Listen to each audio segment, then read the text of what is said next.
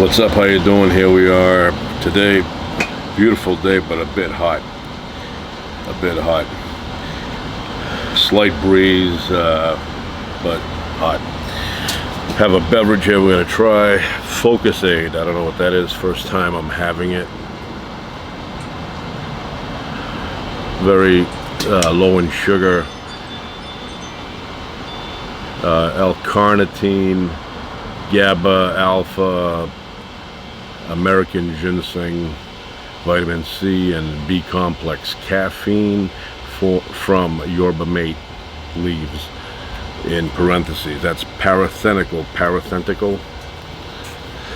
So the flavor is melon, but like I said, it's very low in sugar. We're gonna give it a try.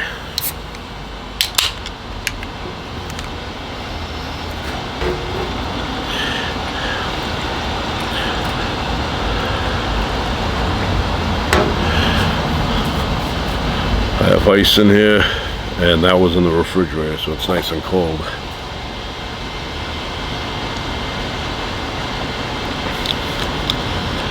Not bad. Actually tastes a bit sweeter than I expected, considering there's very little sugar in here. Yeah, it's not bad. Wow, I'm very focused.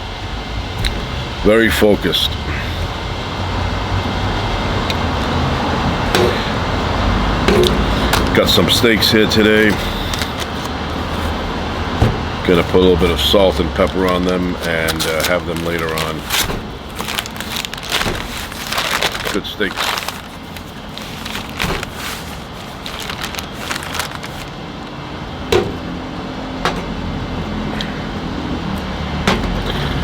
Look at these steaks here. Look at that. Look at the thickness on that.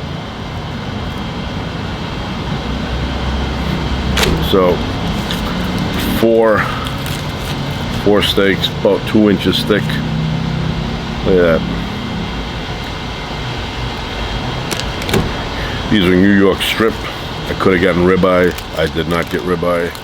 Ribeye is a very, very good tasting. It's an awesome tasting steak, but a bit too fatty. I like them a little bit leaner. I mean, I like the marbling, but ribeye has a lot of chunky fat in between the muscle. Got like little islands of fat, but you know, for flavor, it's unbeatable.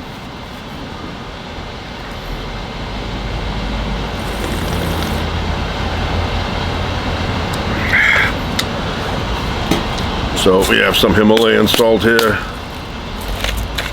Need I say it, really from Pakistan.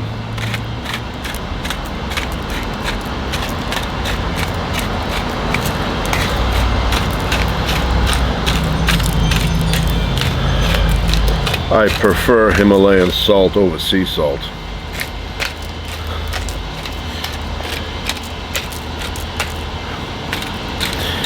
You want to put a decent amount of salt because they're very thick. These are not your father's steaks where you would go into the grocery store and they were about, I don't know, half-inch thick, and then your mother would overcook them in the oven. These are not that kind. First of all, these are organic. This morning I made my kids steak for lunch for school, and those were similar to these. The only difference is that those are grass-fed organic rather than what these are. I think these are corn-fed probably. Little pepper.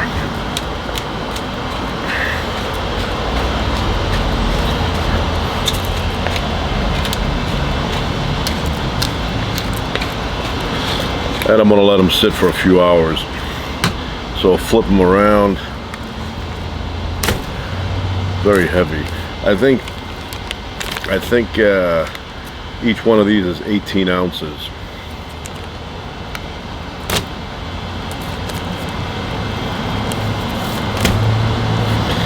18 ounces.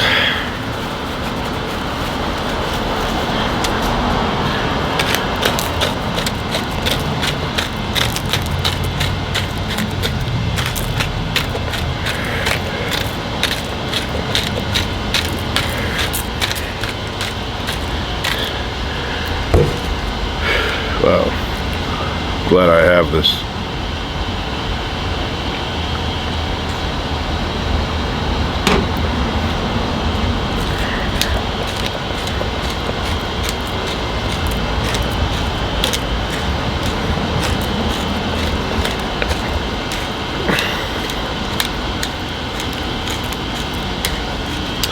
All right, so went to Greece for a bit and got to visit my favorite mountain of all time, still there. Keep going, go to your mama with that loud truck. So I'm a big fan of this mountain. I've been to this mountain many times throughout my life from a distance, and 3 times from close up on it. I've said in a previous video that I've always wanted to go up top ever since I was about that big, but everybody was like, what do you mean you're gonna go up there? It's too far, you can't go, you know, all discouraging advice. You know, for me, if some kid comes up to me, I don't care, maybe, you know, they're too young at 3, but at 10, 11, 12, you know, I will take them up there. It's not that dangerous. Has a road now. Before, in the past, in the old days when I was little, there was a dirt road that only brought you halfway up. You had to do the rest of the way hiking. And then at some point they made a road that went all the way to the top to a certain section. I mean, you still have to walk across. If you have a Jeep, which I would love to have a Jeep, a nice manual transmission Jeep, you can go anywhere with those things. Nice fat tires with nice grooves in them. You can go all the way to the end. But when I was a kid, I would look at the mountain and see the bald spots. And at one point, there were a couple little trees in the middle of one of the bald spots. And I would always ask people, what is that? And everybody had a different answer. Some would say it was a little house. Some would say it was a bush. Some would say it was a tree. The people that said it was a tree, check mark, that's 100% correct. There was a couple of trees up there, but they've been since cut. So, oh, let me show you. I brought something back from the mountain all the way to the top. Be right back. All right, I'm back. So I brought a couple of, not a couple, but one thing back.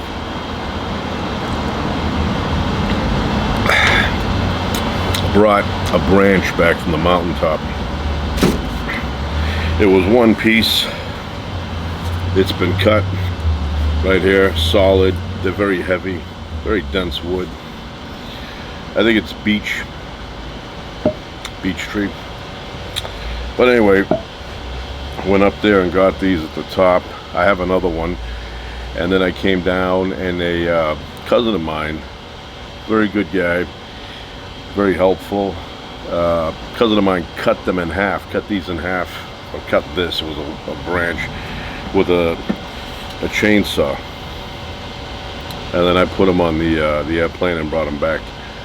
But very nice guy. He brought me to his peach farm, that area, and was there for a little bit. I watched him pick some peaches. And those peaches, I may say that they are the best tasting in the world. Very, very flavorful, nice texture. You don't find those kind of peaches in Whole Foods. So, anyway, that's what happened. I went up there, brought back the wood. Want to make it into something. I don't know yet what, but eventually I will make it into something. Anyway, I'm going to take these steaks and put them inside, and I'll be right back. Alright, I'm back. Like I said before, very hot today. Good thing I have this. Anyway, I brought the steaks inside. I put them in the refrigerator. They're going to sit there for a few hours, and then we'll have them. But like I was saying earlier, so a cousin of mine, 2 of the 3 times, brought me up to that mountain. Actually, I've been to that mountain 4 times, but 2 of those times he was responsible. The first time he brought me to he brought me and his father to the halfway point, and then we hiked up all the way to the top. And his father was the one that brought me up there the first time, which to this day I'm very grateful. I'm very thankful that he did that. I appreciate it. And it's a good memory. He gave me a good memory. And then the second time, I went up there with an uncle of mine and his wife, my aunt, and we went to the ski slope area. The third time, which was about a couple of weeks after the second time, my cousin brought me up there again. He came by the house. It was like 5 a.m. It was dark out, and we went up to the mountain, drove all the way to the top, and I remember that day was extremely foggy. And then me and him walked across the bald spots. There was a little chapel, a little church on one of the spots there. We went in there. It was packed with people, and there was a photographer from the local newspaper, and he took a picture, and I ended up being in that edition of that paper. Sent me a copy. And then we walked from one bald spot to the next, and we came back down. So I'm very happy for that, and like I said, he helped me out a lot doing that. Good memory. Never says no. Never says no. And then this time I went up on my own, had a vehicle, drove up to a certain point up there, past the ski lodge, went up there with my kids and my wife. And then I went to his peach farm a few days later, and he gave me a case, big case full of peaches. Very flavorful. It's tough to explain to anybody that gets their fruit from a grocery store and doesn't get it right off the tree how good peaches taste. But these are exceptional peaches. So I thank him for all that he did, and like I said, he cut me the branch into two pieces, which I don't know, I'll make it into something. I have three now. One he sent me about 5 years ago, same type of tree, and then these I got myself when I was up there. So yeah, very fond memories of that mountain. I don't know what it is. Maybe it's the first big mountain I've ever seen in my life. But for me, it's something about it. It's like majestic. And if I lived in that area, I would be up on that mountain probably a couple of times a month, maybe more.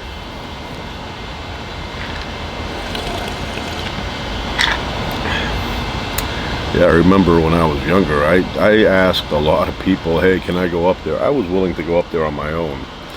But a lot of people, they would say to me, no, you can't go up there on your own. I could go up there on my own. I've been on other mountains after that, and I'm able to do that. I can go up a mountain. But anyway, back then they would say to me, oh, you don't want to go up there, because during World War II, the mountain, according to certain people, was what do you call that, booby-trapped with landmines, and nobody's sure if they all went off, if they got them all out. There may be some still active, so if you go off trail, you know, you may get your leg blown off. But I've never heard of anybody since World War II go up the mountain off trail and end up dying as a result of a landmine. I haven't heard of it. You think somebody would have said, yeah, about 30 years ago there was a guy up there hunting for wild boar, because apparently there's wild boar up there, and he went deep into the woods, because that mountain is a forest. It's like densely wooded, dense forest. And so this man went into the forest, he went off trail, and he stepped on a landmine. You don't hear that. I think that was just something that they would tell me in order to discourage me from going up there. But there was all sorts of things. It's too far, it's deceivingly far, it's very difficult to climb. I don't know. It's about as difficult as it looks. And then I mentioned it one time, and the right ears heard it, and they said, "I'll take you up," and they took me up. So, like I said, I'm very very grateful.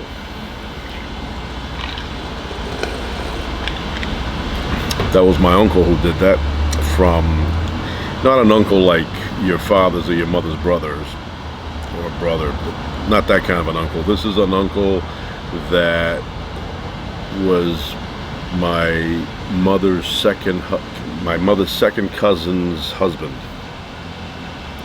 So it's one of those situations. It's an uncle, but not like an uncle that you are used to, like like your mother's brother or your father's brother. That's more of an uncle. But still, very nice of them to take me up there. Really appreciated it, and to this day I still appreciate it. I'll appreciate it for the rest of my life.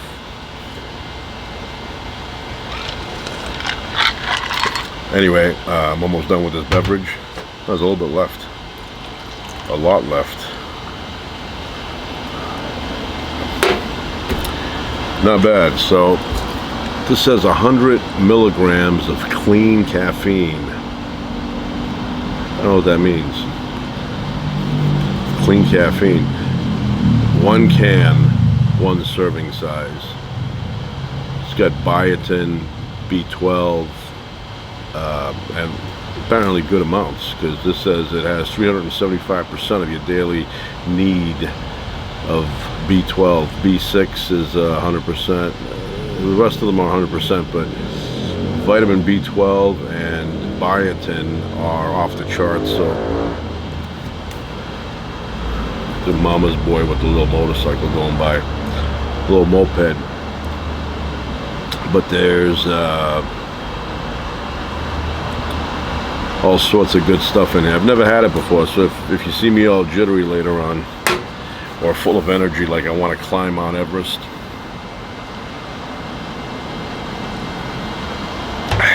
I'd like to go to I mentioned Pakistan, and everybody gives me the reaction like, oh, it's too dangerous.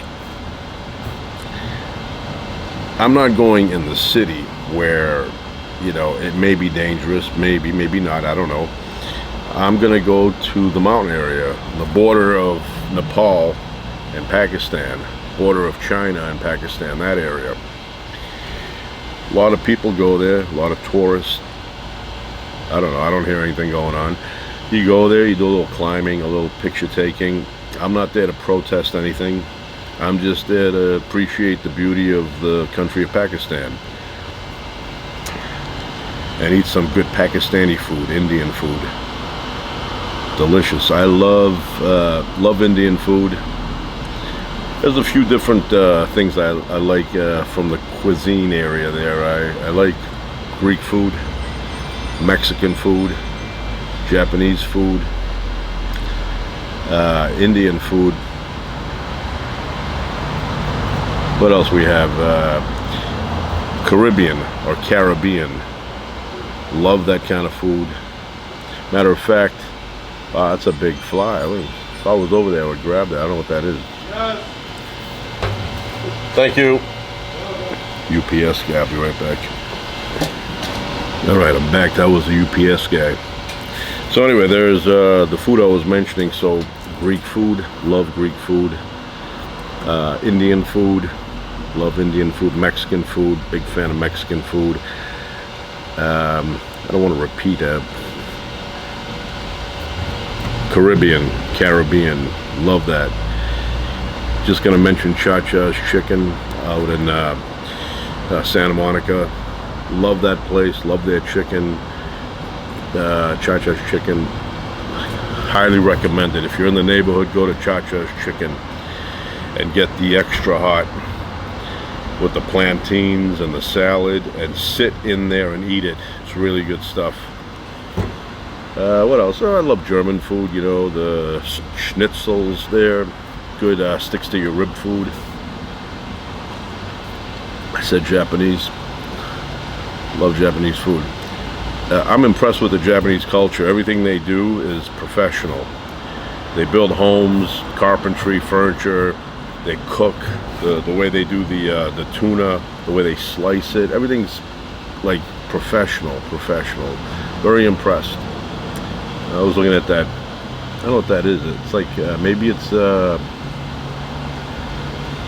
don't know what that is. It's like a big flying insect sitting there. I'm gonna go check it out and investigate a little bit. But yeah, what else do I like?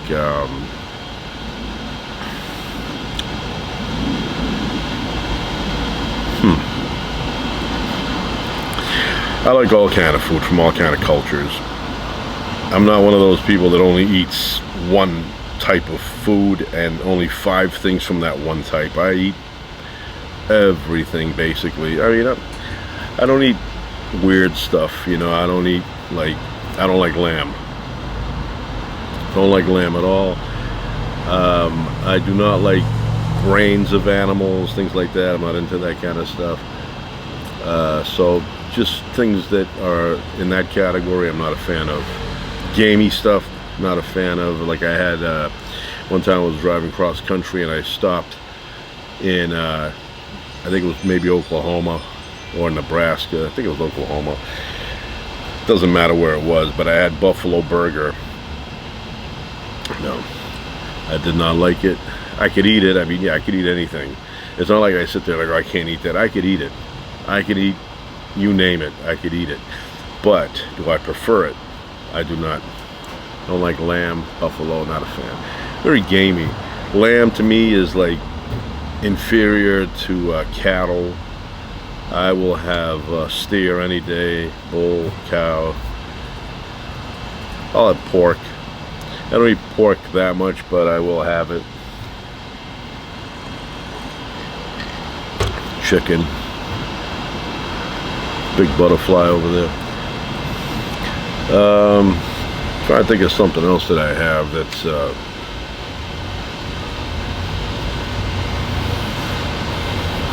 nothing comes to mind right now except the things that I mentioned earlier. Greek, Indian, Japanese, Mexican, German. Schnitzels are good. But yeah, I love soul food.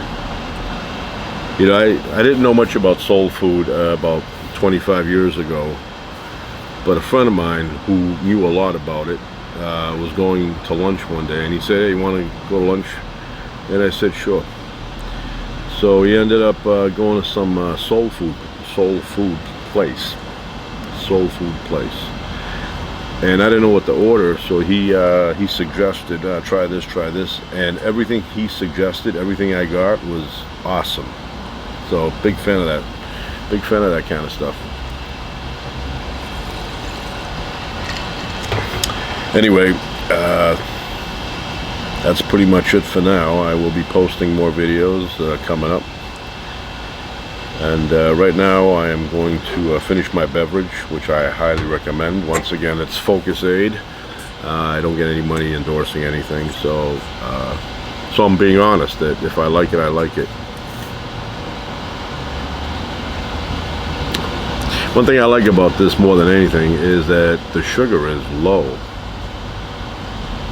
You know, you see some beverages, they have like 38 grams of sugar per serving. This one, in contrast, has 7 grams of sugar.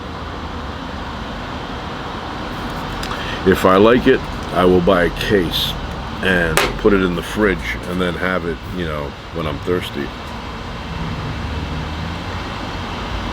Anyway, that's it for now.